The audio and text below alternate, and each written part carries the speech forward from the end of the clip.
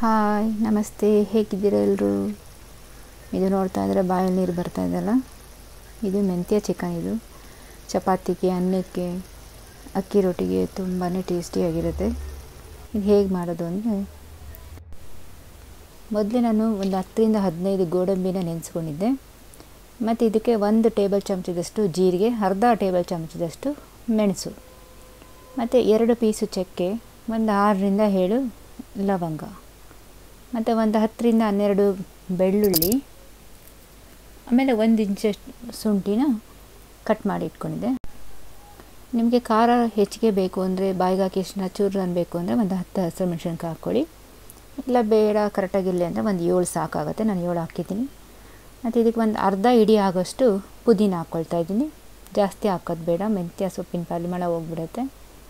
1 ಇಡಿ ಆಗೋಷ್ಟು ಕೊತ್ತಂಬರಿ ಸೊಪ್ಪನ್ನು ಹಾಕ್ತಾಯಿದ್ದೀನಿ. ಇದಿಷ್ಟು ಸ್ವಲ್ಪ ತರಿಯಾಗಿ ರುಬ್ಕೋಬೇಕು. ತುಂಬ ಫೈನಾಗಿ ರುಬ್ಕೊಂಬಿಟ್ರೆ ಚೆನ್ನಾಗಿರಲ್ಲ. ಸ್ವಲ್ಪ ತರಿಯಾಗೇ ಇರಬೇಕಿದು. ನೋಡಿ, ಇಷ್ಟು ತರಿಯಾಗಿದ್ದರೆ ಸಾಕು.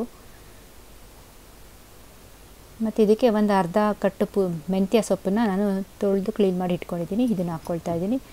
ಇದು ಅಷ್ಟೇ ತರಿಯಾಗಿ ರುಬ್ಬಬೇಕು. ತುಂಬ ಫೈನ್ ಪೇಸ್ಟ್ ಮಾಡಿದ್ರೆ ಚೆನ್ನಾಗಿರಲ್ಲ ಅದು. ಈ ಥರ ತರಿಯಾಗಿರಬೇಕು. ಇಲ್ಲ ಹಿಂಗೆ ಬೇಡ ಅಂದರೆ ಬೇಕಾದ್ರೆ ಕಟ್ ಮಾಡಿ ಬೇಕಾದ್ರೆ ಹಾಕ್ಕೋಬೋದು. ಈಗ ಒಂದು ಬಾಣಲಿಗೆ ಒಂದು 3 ಟೇಬಲ್ ಚಮಚದಷ್ಟು ಎಣ್ಣೆ ಹಾಕ್ಕೊಳ್ತೀನಿ. ಈ ಎಣ್ಣೆಗೆ ಒಂದು 2 ಈರುಳ್ಳಿನ ಉದ್ದಕ್ಕೆ ಹೆಚ್ಕೊಂಡಿರೋದು, 2 ಈರುಳ್ಳಿ ಹಾಕ್ಕೊಂಡು ಚೆನ್ನಾಗಿ ಬಾಡಿಸ್ಕೋಬೇಕಿದು. ಇದು ಚೆನ್ನಾಗಿ ಬ್ರೌನ್ ಆಗೋವರೆಗೂ ಬಾಡಿಸ್ಕೋಬೇಕು, ಅವಾಗ ಚೆನ್ನಾಗಿರೋದು. ನೋಡಿ, ಈ ಥರ ಬ್ರೌನ್ ಆಗಬೇಕು. ಇವಾಗ ಇದಕ್ಕೆ ಒಂದು 2 ಟೊಮೊಟೊ ಹಣ್ಣನ್ನು ಕಟ್ ಮಾಡಿ ಹಾಕ್ಕೊಳ್ತಾ ಇದ್ದೀನಿ. ಇದು ಚೆನ್ನಾಗಿ ಎಣ್ಣೆ ಬಿಡೋವರೆಗೂ ಹುರ್ಕೋಬೇಕು. ಇದು ನೋಡಿ, ಈ ಥರ ಎಣ್ಣೆ ಬಿಟ್ಕೋಬೇಕು. ಇವಾಗ ಇದಕ್ಕೆ ಒಂದು ಅರ್ಧ kg ಚಿಕನ್ನ ವಾಶ್ ಮಾಡಿ ಇಟ್ಕೊಂಡಿದ್ದೆ, ಅದನ್ನು ಹಾಕ್ಕೊಳ್ತಾ ಇದ್ದೀನಿ.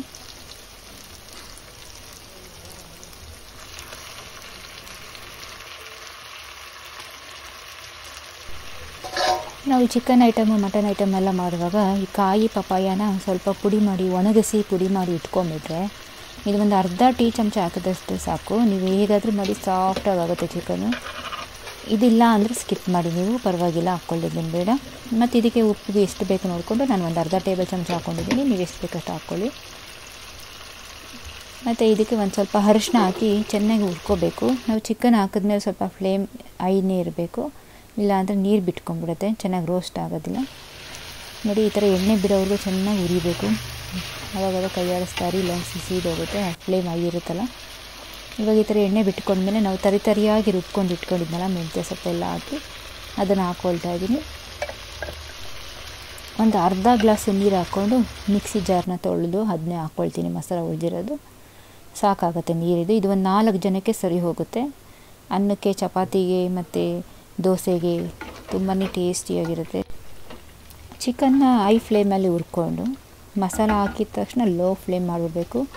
ಲೋ ಫ್ಲೇಮಲ್ಲಿ ನಿಧಾನವಾಗಿ ಬೆಂದರೆ ಅದು ತುಂಬಾ ಟೇಸ್ಟ್ ಕೊಡುತ್ತೆ. ಅವಾಗ ಈ ಥರ ಎಣ್ಣೆ ಬಿಟ್ಕೊಳ್ಳೋವರೆಗೂ ಚೆನ್ನಾಗಿ ಲೋ ಫ್ಲೇಮಲ್ಲಿ ಮಧ್ಯೆ ಮಧ್ಯೆ ಕೈ ಆಡಿಸ್ಕೊಂಡು ಬೇಯಿಸ್ಕೊಳ್ಳಿ. ನೋಡಿ, ನೋಡೋಕ್ಕೆ ಎಷ್ಟು ಚೆನ್ನಾಗಿದೆ, ತಿನ್ನೋಕೆ ಅಷ್ಟೇ ರುಚಿಯಾಗಿರುತ್ತೆ. ಈ ಥರ ಎಣ್ಣೆ ಬಿಟ್ಕೊಂಡ್ಮೇಲೆ ಇದಾಗಿದೆ. ಇದು ಈಗ ಸರ್ವ್ ಮಾಡ್ಬೋದು. ನಿಮಗೆ ಈ ವಿಡಿಯೋ ಇಷ್ಟ ಆಗಿದ್ದರೆ ದಯವಿಟ್ಟು ಲೈಕ್ ಮಾಡಿ. ನೀವು ಮಾಡಿ ಹೇಗಾಯಿತು ಅಂತ ನನಗೆ ಕಮೆಂಟ್ ಮಾಡಿ. ಗಾರ್ಲಿಕ್ ಚಿಕನ್ ಇದು ಹೇಗೆ ಮಾಡೋದು ಅಂದರೆ, ಒಂದು 2 ಗೆಡ್ಡೆ ಬೆಳ್ಳುಳ್ಳಿನ ಸಿಪ್ಪೆ ತೆಗೆದು ಮಿಕ್ಸಿಗೆ ಹಾಕ್ಕೊಳ್ತಾ ಇದ್ದೀನಿ. ಇದ್ರ ಜೊತೆಗೆ ಒಂದು 5 ಗುಂಟೂರು ಮೆಣಸಿನ್ಕಾಯಿ, ಖಾರ ಬೇಕಾದರೆ ಮಾತ್ರ ಹಾಕ್ಕೊಳ್ಳಿ, ಇಲ್ಲಾಂದರೆ ಬೇಡ. ಒಂದು 20 ಬೇಡಿಗೆ ಮೆಣಸಿನಕಾಯಿ, 20 ಮೆಣಸಿನ್ಕಾಯಿ ಬೇಕೇ ಬೇಕು ಇದಕ್ಕೆ.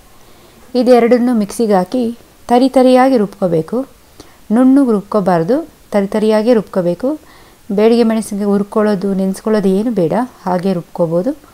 ನೋಡಿ, ಈ ಥರ ತರಿಯಾಗಿ ರುಬ್ಕೊಂಡು ಇದನ್ನು ಈಗ ಒಂದು ಬಾಣಲಿಗೆ ಒಂದು 4 ಚಮಚದಷ್ಟು ಎಣ್ಣೆ ಹಾಕ್ಕೊಂಡು ತರಿಯಾಗಿ ರುಬ್ಕೊಂಡಿದ್ವಲ್ಲ ಬೆಳ್ಳುಳ್ಳಿ ಮತ್ತು ಬ್ಯಾಡಿಗೆ ಮೆಣಸಿನ್ಕಾಯಿದು ತರಿಯಾಗಿ ರುಬ್ಕೊಂಡಿರೋದು ಹಾಕ್ಕೊಂಡು ಇದನ್ನು ಒಂದು 2 ನಿಮಿಷ ಚೆನ್ನಾಗಿ ಹುರ್ಕೋಬೇಕು. ಕಡಿಮೆ ಉರಿಲಿ ಹುರ್ಕೋಬೇಕು.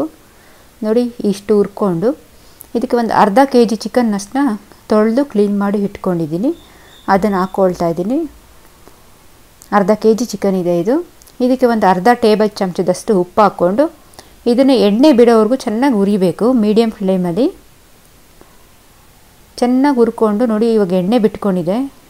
ಈ ಟೈಮಲ್ಲಿ ಒಂದು ಅರ್ಧ ಕಪ್ನಷ್ಟು ಮೊಸರು, ಒಂದು ಅರ್ಧ ಕಪ್ನಷ್ಟು ಫ್ರೆಶ್ ಕ್ರೀಮ್, ಇದೆರಡನ್ನೂ ಹಾಕ್ಕೊಂಡು ಚೆನ್ನಾಗಿ ಬೇಯಿಸ್ಕೋಬೇಕು. ನೋಡಿ ಈ ಥರ ಎಣ್ಣೆ ಬಿಟ್ಕೊಳ್ತಾ ಇದೆಯಲ್ಲ, ಇದು ಇವಾಗ ಗ್ರೇವಿ ಸ್ಟೇಜಲ್ಲಿ.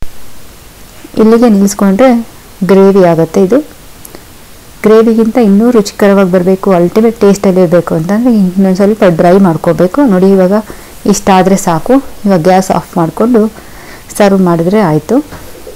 ಇದ್ರ ಚಪಾತಿ ಜೊತೆಗೆ, ಅನ್ನದ ಜೊತೆಗೂ ತಿನ್ಬೋದು, ದೋಸೆ ಜೊತೆನೂ ಚೆನ್ನಾಗಿರುತ್ತೆ. ನೀವು ಇದನ್ನು ಬಡಿಸ್ತಾ ಇದ್ದರೆ ಅವ್ರು ತಿಂತಾ ಇರೋದೇ ಗೊತ್ತಾಗಲ್ಲ, ಅಷ್ಟು ರುಚಿಯಾಗಿರುತ್ತೆ. ಇನ್ನೂ ಬೇಕು ಅಂತಾರೆ. ಇದೆಲ್ಲ ಒಬ್ಬರೇ ತಿಂದು ಖಾಲಿ ಮಾಡ್ತಾರೆ, ಅಷ್ಟು ರುಚಿಯಾಗಿರುತ್ತೆ. ನೀವು ಇದನ್ನ ಏನಾದರೂ ಮಾಡೋದು ಮಿಸ್ ಮಾಡಿದ್ರೆ ಖಂಡಿತವಾಗ್ಲೂ ಒಂದು ಒಳ್ಳೆ ಟೇಸ್ಟಿಯಾದ ಚಿಕನ್ನ ಮಾಡೋದು ಮಿಸ್ ಮಾಡ್ದಂಗೆ ಆಗುತ್ತೆ. ಖಂಡಿತವಾಗ್ಲೂ